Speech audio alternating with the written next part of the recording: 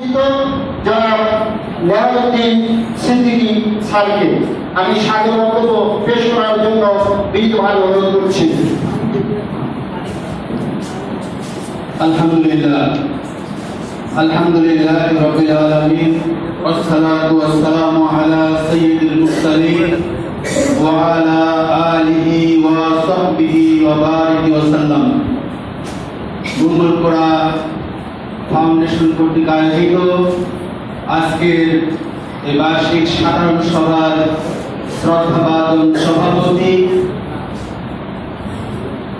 AGM বাস্তবায়ন কমিটির সম্মানিত আহ্বায়ক, বীর মুক্তিযোদ্ধা জনাব আব্দুর রাজ্জাক সরকার, উপস্থিত মঙ্গলকোড়া ফাউন্ডেশনের সম্মানিত চেয়ারম্যান, আজকের অনুষ্ঠানের প্রধান অতিথি জনাব প্রফেসর সাইদুর রহমান, উপস্থিত আছেন মঙ্গলকোড়া ফাউন্ডেশনের সম্মানিত ভাইস চেয়ারম্যান জনাব বিশিষ্ট সমাজসেবক এবং শিক্ষাবিদ জনাব মিজানুর রহমান শাহিন চৌধুরী, উপস্থিত আছেন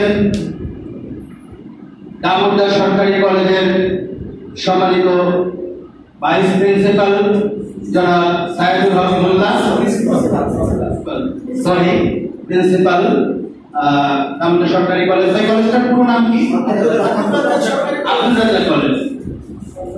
এছাড়াও উপস্থিত আছেন মঙ্গলকোড়া ফাউন্ডেশনের নির্বাহী কমিটির অন্যান্য সম্মানিত সদস্যবৃন্দ, আমার অত্যন্ত স্নেহের সম্মানিত পরিচালক বৃন্দ, আসসালামু আলাইকুম ওয়া রাহমাতুল্লাহি ওয়া বারাকাতুহু। আমরা দীর্ঘদিন ধরে এই প্রতিষ্ঠানকে গড়ে তোলার জন্য চেষ্টা করে যাচ্ছি। সেই চেষ্টার সাথে আপনারা শরীক হয়েছেন, আপনারা সহযোগিতা করেছেন, সেজন্য আপনাদেরকে আন্তরিক ধন্যবাদ জানাচ্ছি। তার সাথে আরো ধন্যবাদ জানাচ্ছি যে আজকের অনুষ্ঠানে যারা যথাসময়ে উপস্থিত হয়েছেন, উপস্থিত হয়ে অনুষ্ঠানকে সফল করার জন্য, সার্থক করার জন্য যারা সহযোগিতা করেছেন তাদেরকে ধন্যবাদ দিচ্ছি। একটু দেরি করে হলেও যারা আমাদের অনুষ্ঠানে এসে যোগদান করেছেন তাদেরকে ধন্যবাদ দিচ্ছি। এই অনুষ্ঠান বাস্তবায়নের জন্য অনুষ্ঠানের সম্মানিত আহ্বায়ক বীর মুক্তিযোদ্ধা রাজ্জাক ভাই সহ রাজ্জাক ভাইয়ের সাথে আরো যারা ছিলেন অনুষ্ঠান বাস্তবায়ন কমিটিতে, তাদেরকে আমি ধন্যবাদ দিচ্ছি। সর্বশেষ আমি ধন্যবাদ দিচ্ছি আমাদের অনুষ্ঠানের এই প্রতিষ্ঠানের চেয়ারম্যান সহ নির্বাহী কমিটির সদস্যবৃন্দ, আমাদের একাডেমিক কমিটির সদস্যবৃন্দ, ম্যানেজিং কমিটির সদস্যবৃন্দ, আমাদের প্রতিষ্ঠানের কর্মচারীবৃন্দ, প্রিন্সিপাল সহ যারা জড়িত ছিলেন এই প্রতিষ্ঠানের সাথে, সকলকে আমি ধন্যবাদ দিচ্ছি। সকলের জন্য দোয়া করছি আল্লাহ পাক যেন আমাদের সকলকে এই দ্বীনি দায়িত্ব, দ্বীনি প্রতিষ্ঠানকে এগিয়ে নেওয়ার জন্য আমাদের সকলকে আল্লাহ পাক তৌফিক দান করেন। সম্মানিত উপস্থিতি, মঙ্গলকোড়া মডেল মাদ্রাসা অন্যান্য মাদ্রাসার মতো একটি সাধারণ মাদ্রাসা নয়। এই বিষয়টি আপনারা জানেন যারা প্রতিষ্ঠানের সাথে জড়িত আছেন। একটি বিশেষ প্রেক্ষাপটকে সামনে রেখে আমরা এই প্রতিষ্ঠানটি গড়ে তোলার উদ্যোগ নিয়েছিলাম। সেটি হচ্ছে বাংলাদেশের যে শিক্ষা ব্যবস্থা আছে সেদিকে যদি আমরা তাকাই তাহলে দেখি বাংলাদেশের শিক্ষা ব্যবস্থা কয়েকটি ধারায় বিভক্ত। তার মধ্যে প্রধান ধারা হচ্ছে মাদ্রাসা শিক্ষা এবং জেনারেল শিক্ষা। মাদ্রাসা শিক্ষা আবার তিনটি ধারায় বিভক্ত। একটি হচ্ছে আলিয়া মাদ্রাসা শিক্ষা, আরেকটি হচ্ছে কওমি মাদ্রাসা শিক্ষা, আর একটি উপধারা আছে সেটি হচ্ছে হাফিজি মাদ্রাসা। টোটালে বাংলাদেশের এই যে শিক্ষা ব্যবস্থার বিভিন্ন ধরন, আমরা যারা শিক্ষার সাথে জড়িত, শিক্ষা নিয়ে আমরা যারা চিন্তা ভাবনা করি, আমাদের দৃষ্টিতে বাংলাদেশের এই যে বিভিন্ন ধরনের শিক্ষা ব্যবস্থা, এই শিক্ষা ব্যবস্থার কোনোটাই একজন সুনাগরিক, একজন ভালো মানুষ, একজন আদর্শ চরিত্রবান মানুষ তৈরির জন্য কোন ধারায় যথাযথ ভূমিকা পালন করছে না। প্রত্যেকটা ধারার মধ্যেই কিছু না কিছু ত্রুটি রয়েছে। যেমন জেনারেল শিক্ষায় স্কুল কলেজের সেখানে তারা জেনারেল বিষয়গুলিকে, গণিত, বিজ্ঞান, ইংরেজি এইসব বিষয়গুলিকে সেখানে গুরুত্ব দেওয়া হয়, কিন্তু কোরআন হাদিস শিক্ষার বিষয়টি সেখানে একেবারে অপ্রধান। স্কুল পর্যায়ে যেখানে ধর্ম শিক্ষা নামক একটি বিষয় রয়েছে, সেটাকে কাটছাট করতে করতে এমন পর্যায়ে নেওয়া হয়েছে যে ওটা পড়া আর না পড়া সমান। ওটা পড়ে একজন ছেলে, একটা মেয়ে সে ইসলাম সম্পর্কে আসলে কোনো ধারণাই সে পায় না। এভাবে স্কুল কলেজের সাধারণ শিক্ষার ছেলে মেয়েরা বড় হচ্ছে, বড় হওয়ার পরে তারা একজন মুসলমান শুধু নামে থাকে, বাস্তবে তার মধ্যে ইসলাম ধর্মের কোনো আচরণ প্র্যাকটিক্যালি আমরা খুঁজে পাই না। এটা হলো তাদের শিক্ষার ত্রুটি। অন্যদিকে মাদ্রাসা শিক্ষার যে দুটি ধারা রয়েছে, একটা আলিয়া মাদ্রাসা, একটা কওমি মাদ্রাসা। আলিয়া মাদ্রাসায় দেখা যায় আলিয়া মাদ্রাসার ছেলেরা মোটামুটি দাখিল পর্যন্ত পড়ে তার চিন্তা থাকে কি করে আমি কলেজে যাব, কবে কলেজে যাব। মাদ্রাসা শিক্ষা তার আর ভালো লাগে না, তার টার্গেটটাই থাকে দাখিল পর্যন্ত পড়ে আমি কলেজে চলে যাব। তার মানে সে মাদ্রাসার শিক্ষা, কোরআন হাদিস শিক্ষার প্রতি তার গুরুত্ব কম থাকে। তো সে মোটামুটি মাদ্রাসা থেকে না শিখে গণিত, ইংরেজি, না শিখে আরবি, অর্থাৎ কোনোটাই সে ভালোভাবে শিখলো না। অপূর্ণ শিক্ষা নিয়ে এসে বের হলো, সে সমাজের কোনো কাজে ভালো কোনো ভূমিকা রাখতে পারবে না। এটা আলিয়া মাদ্রাসার অবস্থা। অপরদিকে কওমি মাদ্রাসার মধ্যে হচ্ছে যে তুমি শুধু কোরআন হাদিস পড়ো, তুমি আরবি শিখো, তোমার অঙ্ক শেখার দরকার নাই, তোমার বিজ্ঞান শেখার সুযোগ নাই, তোমার ইংরেজি শেখার দরকার নাই।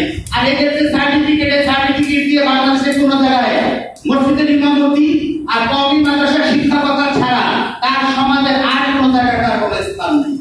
তারপরে আমরা দেখতে পাচ্ছি কি ভাই, বাংলাদেশের যে কয় ধারার শিক্ষা ব্যবস্থা, এই প্রত্যেকটা ধারাই শিক্ষা যে মানুষের মধ্যে নৈতিক পরিবর্তন করার কথা ছিল, মানুষকে সত্যিকারের মানুষ বানানোর কথা ছিল, মানুষের মধ্যে মনুষ্যত্ব জাগিয়ে তোলার কথা ছিল, এটা আমাদের কোনো ধারাই যথাযথভাবে পালন করতে পারছে না। এটা আমাদের শিক্ষা ব্যবস্থার একটা বড় ত্রুটি। যারা শিক্ষার সাথে জড়িত আছেন নিশ্চয়ই আমি আশা করি যে তারা আমার সাথে একমত হবে এই ব্যাপারে।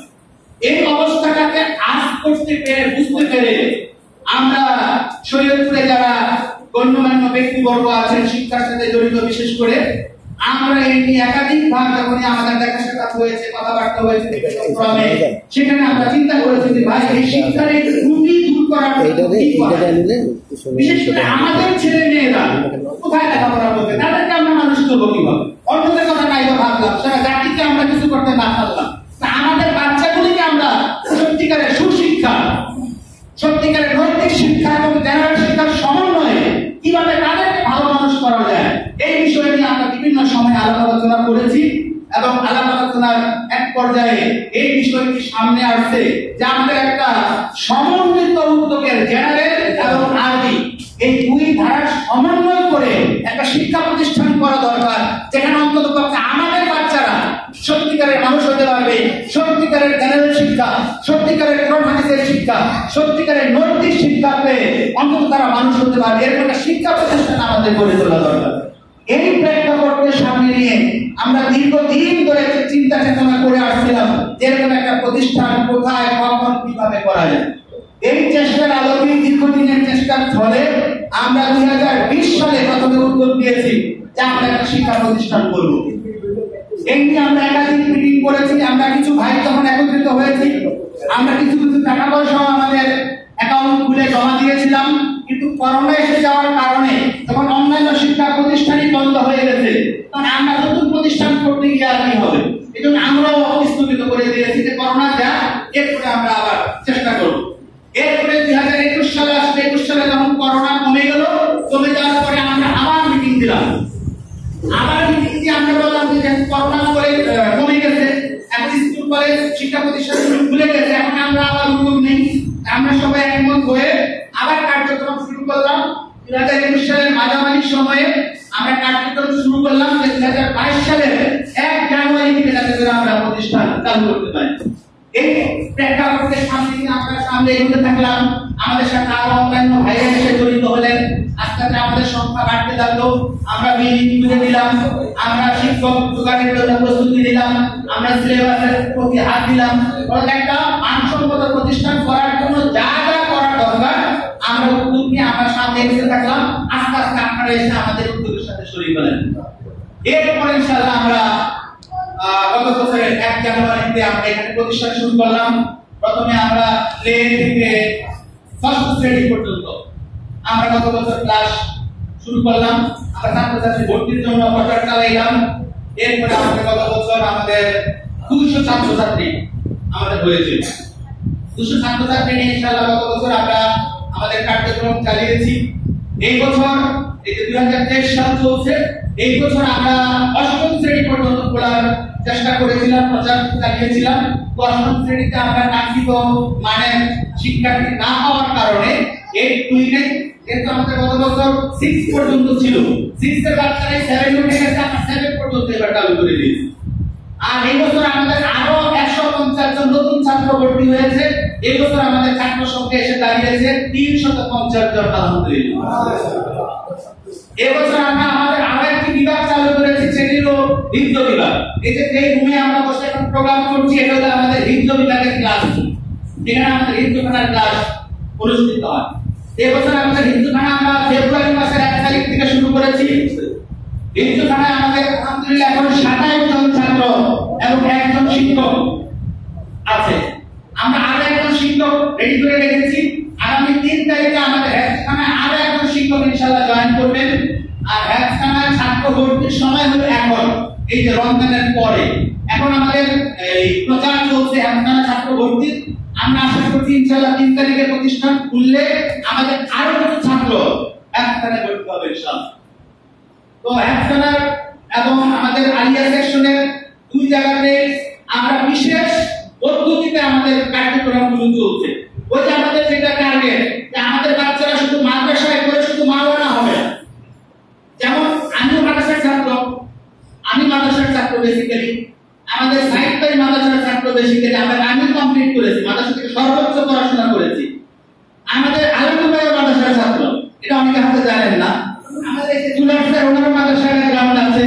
তারপরে আমাদের এই জহিবাই মাদ্রাসার ব্যাকগ্রাউন্ড, আমাদের শিয়াবাই মাদ্রাসার ব্যাকগ্রাউন্ড, আমাদের আনোয়ার ভাই মাদ্রাসার ব্যাকগ্রাউন্ড, আমাদের এই যে মারানা সাহেব মাদ্রাসার অনেকেই মাদ্রাসার ব্যাকগ্রাউন্ডের আছে।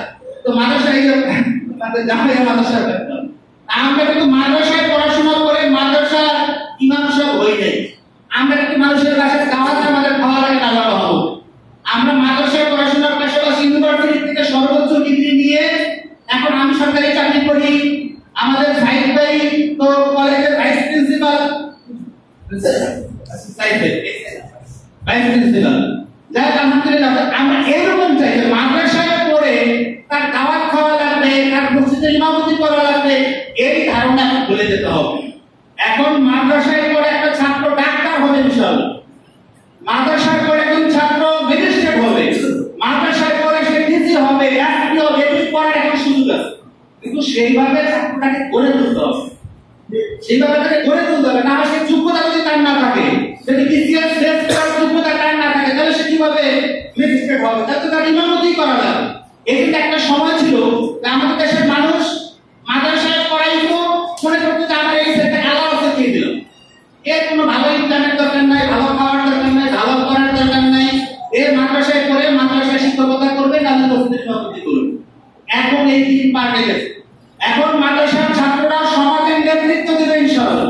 মাদ্রাসার ছাত্র ডাক্তার হবে, ইঞ্জিনিয়ার হবে, পুলিশ অফিসার হবে, সবকিছু হওয়ার মাদ্রাসার ছাত্রদের সুযোগ আছে। কিন্তু তাকে সেইভাবে গড়ে তুলতে হবে, সেই সুযোগটা তাকে দিতে হবে।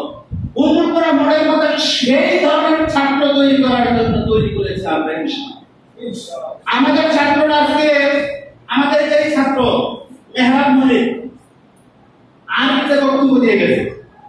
আমাদের ছাত্ররা যারা ইংরেজিতে বক্তব্য শুনলে আপনারা অবাক হয়ে যেতেন। তো তারা বন্ধ থাকার কারণে বিভিন্ন জায়গায় দাঁড়িয়ে চলে গেছে, আমরা যোগাযোগ করে তাদেরকে পাইনি। আমাদের বাচ্চারা বাংলা বক্তব্য দিতে পারে, আমাদের বাচ্চারা জানাজার নামাজ অ্যাডমিট করাইতে পারে, আমাদের বাচ্চারা নামাজের ইমামতি করতে পারে। এইভাবে আমরা তৈরি করছি। আমাদের প্রতি বৃহস্পতিবারে একটা ক্লাস আছে, একটা টিচার আছে। সাংস্কৃতিক কার্যক্রম পরিচালনার জন্য আমাদের 3 জন টিচার আছে। প্রত্যেক বৃহস্পতিবার আমাদের এই প্রশিক্ষণটা হয় এবং মাস শেষে আমাদের একটা জলসা হয়। সেখানে আমরা সারা মাস তারা কি কি শিখলো, আরবি বক্তব্যের জন্য গ্রুপ আছে আমাদের, আলাদা টিচারকে দায়িত্ব দেওয়া আছে। ইংরেজি বক্তব্য শেখানোর জন্য আলাদা গ্রুপ আছে, ওখানে টিচার আছে। গজল শেখানোর জন্য আলাদা টিচার আছে আমাদের, ক্যারাত শেখানোর জন্য আমাদের আলাদা টিচার আছে। এই যে প্রক্রিয়াগুলো, এই প্রক্রিয়াগুলোর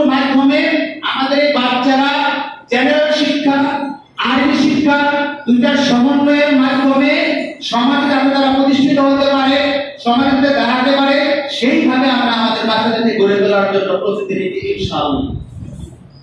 এর পাশাপাশি আমাদের এখানে ইনশাআল্লাহ আমাদের আগামী বছর অষ্টম শ্রেণী খোলা হবে, তারপরে বছর নবম শ্রেণী। নবম শ্রেণী যেই বছর খুলবো সেই বছর ইনশাআল্লাহ আমরা বিজ্ঞান বিভাগ খুলব, সায়েন্স পড়ার ব্যবস্থা থাকবে।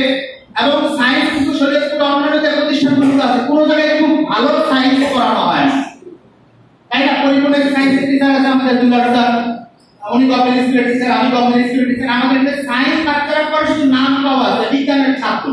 বিজ্ঞান পড়তে যেভাবে পড়া দরকার, যেভাবে পড়লে একটা ছাত্র মেডিকেলের চান্স পাবে, বুয়েটের চান্স পাবে, ওইভাবে কিন্তু আসলে আমাদের প্রচেষ্টাও নাই, ছাত্রছাত্রীরা পড়েও প্র্যাকটিক্যালের ধারে কাছে হবে। প্র্যাকটিক্যাল কখন হয়? বিজ্ঞানের প্র্যাকটিক্যাল হয় এসএসসি পরীক্ষার আগে দিয়ে মানে দুই একটা পরীক্ষা দেওয়ার জন্য। তো প্র্যাকটিক্যাল ছাড়া বিজ্ঞান শিখতে কিভাবে ভাই বলেন? তাহলে আমাদের এখানে যে যারা বিজ্ঞান পড়বে ইনশাআল্লাহ আমরা প্রত্যেকটা ক্লাস প্র্যাকটিক্যাল দেব, ল্যাবে হবে ক্লাস, বিজ্ঞানের ক্লাস হবে ল্যাবে ইনশাআল্লাহ। তো আমরা এভাবে আমাদের ছাত্রদেরকে এভাবে তৈরি করব যাতে করে ওই ছাত্রটা মেডিকেলে এবং বুয়েটে চান্স পায়, এরকম করে আমরা করব। আর আবাসিকের জন্য আমরা যে প্রস্তুত অলরেডি আমাদের এতজন ছাত্ররা আবাসিক থাকছে। আর আলিয়া সেকশনের ছাত্রদের জন্য আমরা আবাসিকের ব্যবস্থা রেখেছি। আলিয়া মাদ্রাসা আলিয়া সেকশনের ছাত্র যদি আবাসিক থাকতে চায়, নতুন ছাত্র আসে, তাদের জন্য আমাদের ব্যবস্থা আছে ইনশাআল্লাহ। এইগুলো আমাদের অবস্থা। আমাদের সর্বশেষ ছাত্র সংখ্যা 350, শিক্ষক সংখ্যা 22 জন। এটা আমাদের সপ্তম শ্রেণী পর্যন্ত পড়ানোর জন্য আমাদের 22 জন শিক্ষক আছে। পর্যাপ্ত শিক্ষক আমরা দিয়েছি শিক্ষকের জন্য, যাতে কোনো ক্লাসে কান্না হয়। এরপরে আমাদের ভবিষ্যৎকারী আছে, আমাদের আয়া আছে, আমাদের দারোয়ান আছে। আমরা দেখেছেন গেট দিয়ে ঢোকার সময় আমাদের গার্ড শেড আছে। প্রতিষ্ঠান চলাকালীন স্টিল আমাদের দারোয়ান ওখানে বসে থাকে যে বাইরের লোকও ঢুকতে পারবে না, আমাদের কোনো ছাত্র বাইরেও যেতে পারবে না। আমাদের নিরাপত্তা পর্যাপ্ত নিরাপত্তার ব্যবস্থা ইনশাআল্লাহ আমাদের আছে। আমাদের নাইট গার্ড আছে, আমাদের গাড়ি আছে। আমাদের মাদ্রাসার ছাত্র যারা দূর থেকে আসে তাদের জন্য আমরা পরিবহনের ব্যবস্থা রেখেছি। আমাদের জেনারেটর আছে, বিদ্যুৎ চলে যাওয়ার সাথে সাথে আমাদের জেনারেটর চালু হয়ে যায়, অর্থাৎ বিদ্যুতের অভাবে আমাদের ছাত্ররা কোনো কষ্ট পায় না।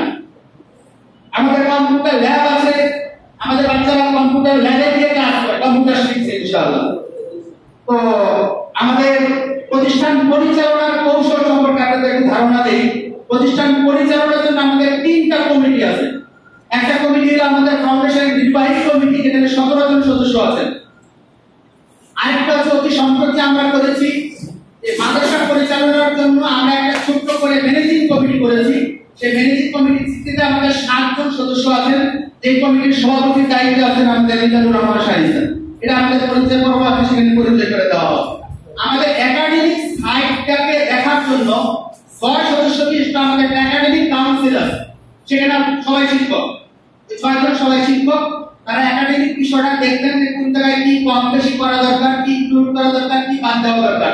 সিলেবাস কারিকুলাম ইত্যাদি দেখার জন্য আমাদের বিশেষভাবে স্পেশালিস্ট আমাদের আছে ইনশাআল্লাহ। এরপর আমাদের ভবিষ্যৎ পরিকল্পনা সম্পর্কে আপনাদের একটু ধারণা দেই। সেটা হচ্ছে উম্মুতপুরা ফাউন্ডেশন শুধুমাত্র এই উম্মুতপুরা মাদ্রাসা প্রতিষ্ঠা করে আনতে হবে না ইনশাআল্লাহ। উম্মুতপুরা ফাউন্ডেশনের কাজ হবে দিনী শিক্ষা, মানসম্মত দিনী শিক্ষা নিশ্চিত করা। এর পাশাপাশি সমাজ সেবামূলক কিছু কার্যক্রম আমাদের হাতে দিতে হবে। তার কারণ ফাউন্ডেশন মানেই হচ্ছে স্বেচ্ছাসেবী সংগঠন। ফাউন্ডেশন বলতে মানুষ কি বোঝে? স্বেচ্ছাসেবী সংগঠন, যে তারা স্বেচ্ছায় মানুষের সেবা করে। সেই কাজটা দুঃখজনক এখনো আমরা বিভিন্ন কারণে আমরা সেই কাজটা শুরু করতে পারি না। সেবামূলক কোনো কার্যক্রম এখনো আমরা শুরু করতে পারি। আজকে এই বিষয়ে একটা পরামর্শ দিবেন যে সেবামূলক কার্যক্রম কিভাবে ফান্ড কালেকশন করা যেতে পারে, কি কি কাজ আমরা করতে পারি, ব্যাপারে আজকে আমরা সিদ্ধান্ত নিব আপনাদের পরামর্শের ভিত্তিতে ইনশাআল্লাহ। আর ভবিষ্যতে ইনশাআল্লাহ আমরা আরো মানসম্মত স্কুল চালু করব, ইংলিশ মিডিয়াম স্কুল চালু করব, স্কুল এন্ড কলেজ চালু করব, এবং সর্বশেষ আল্লাহ যদি কবুল করে আমরা বেসরকারি বিশ্ববিদ্যালয় ইনশাআল্লাহ শরীয়তপুরে কায়েম করব। আমরা কওমি মাদ্রাসা ইনশাআল্লাহ করব, পর্যায়ক্রমে। আপনারা যদি সহযোগিতা করেন, আল্লাহ যদি আমাদের সহায় থাকেন, আমরা শিক্ষার যতগুলো ধাপ আছে এই প্রত্যেকটা ধাপে ইনশাআল্লাহ উম্মুতপুরা ফাউন্ডেশন কাজ করবে। আর মানুষ আত্মমানবতার সেবায় যত ধরনের সেবা মানুষকে দেওয়া যায়, সেটা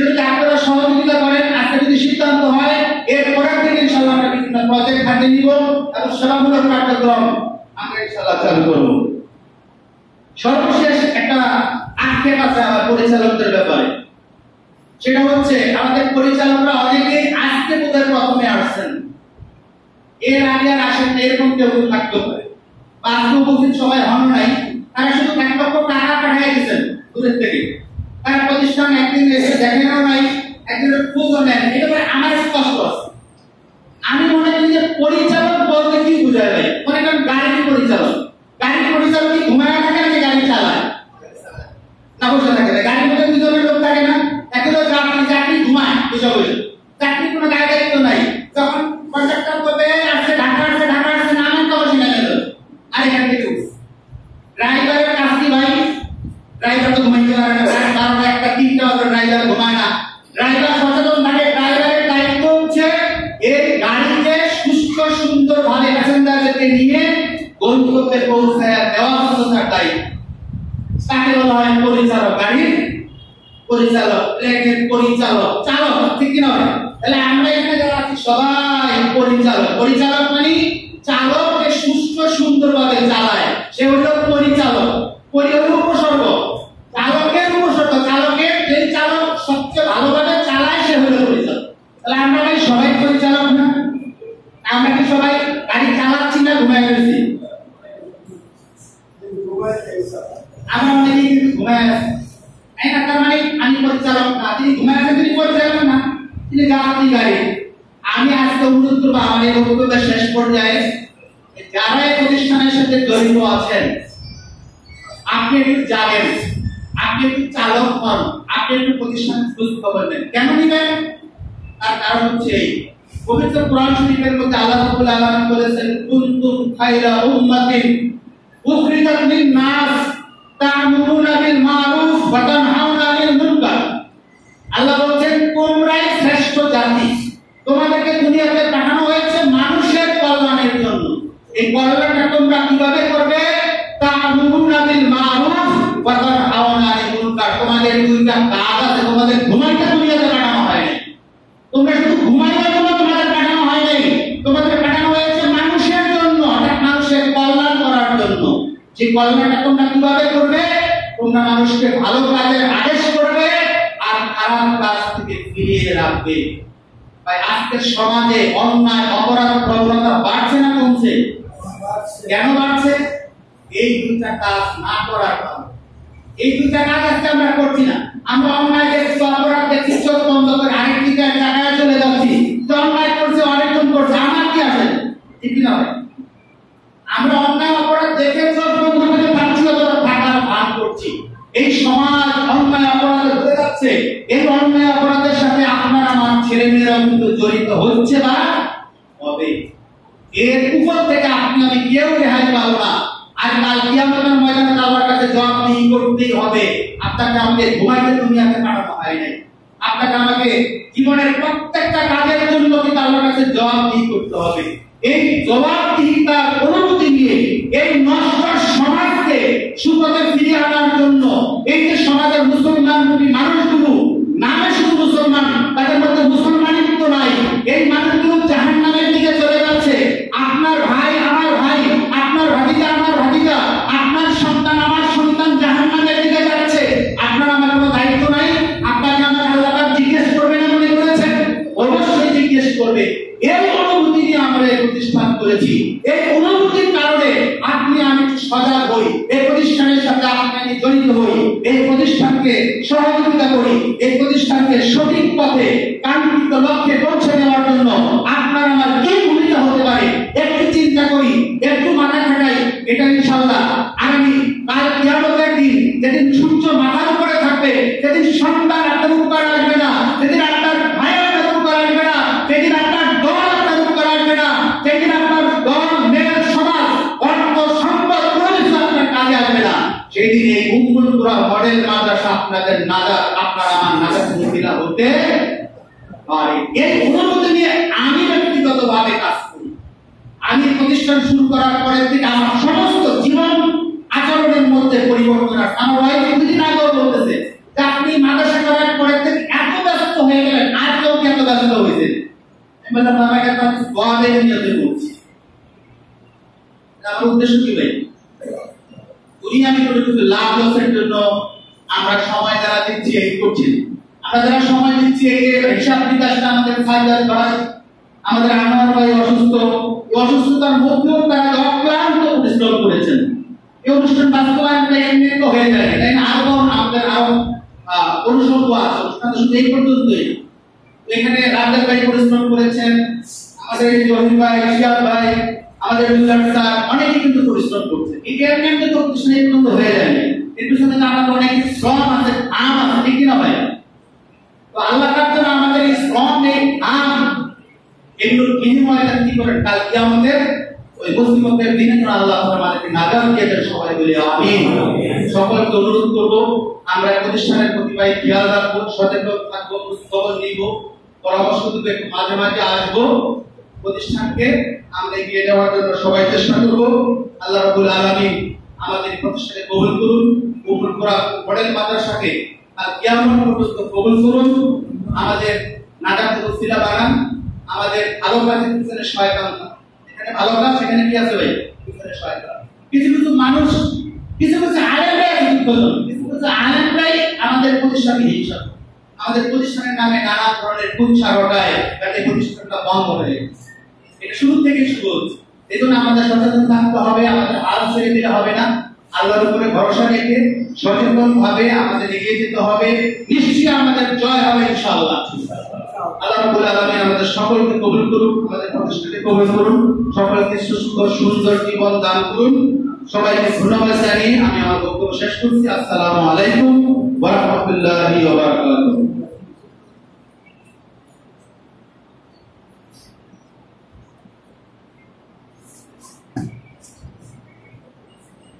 ধন্যবাদ উপরতলা ফাউন্ডেশনের সম্মানিত সেক্রেটারি জনাব নেহাজউদ্দিন সিদ্দিকী স্যারকে।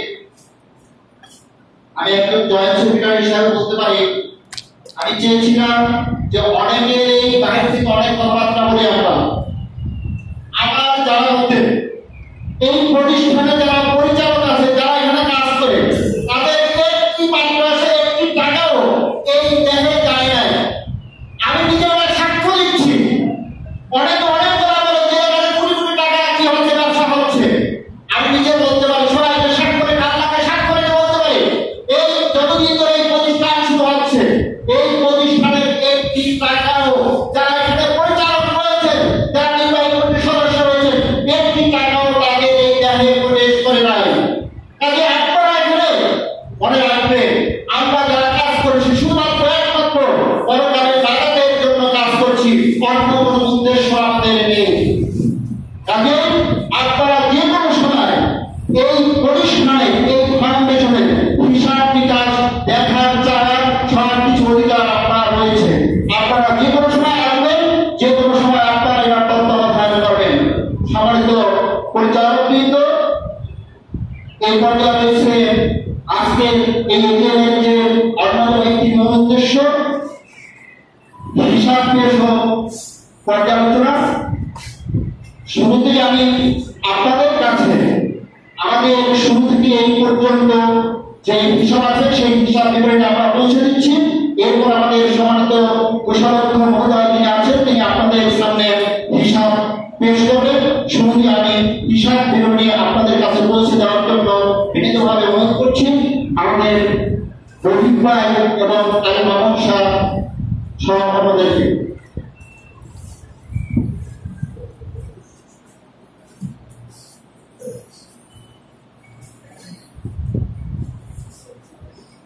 আমরা এখানে সংক্ষিপ্তভাবে হিসাবটা দিয়েছি, বিস্তারিত আমাদের খাতা আছে।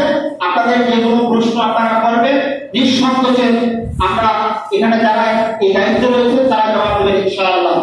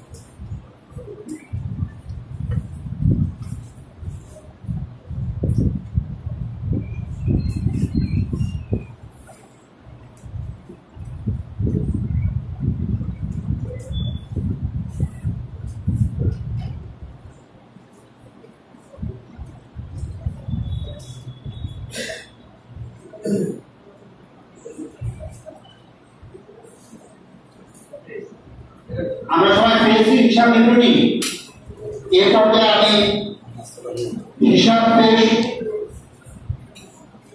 এ পর্যায়ে রয়েছে হিসাব পেশ ও পর্যালোচনা। শুরুতেই হিসাব পেশ করার জন্য বিনীতভাবে অনুরোধ করছি উন্মুক্তরা ফাউন্ডেশনের সম্মানিত সহকারী কোষাধ্যক্ষ যারা সোহেল সাজ্জাদ মহোদয়কে।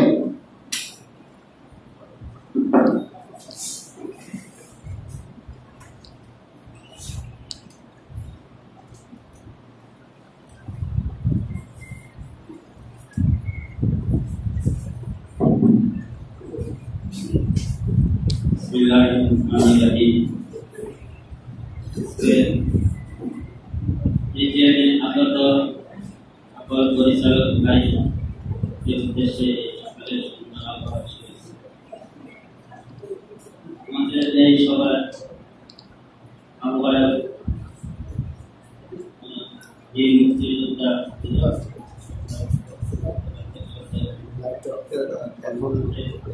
ফাউন্ডেশনের সভাপতি উপস্থিত আমার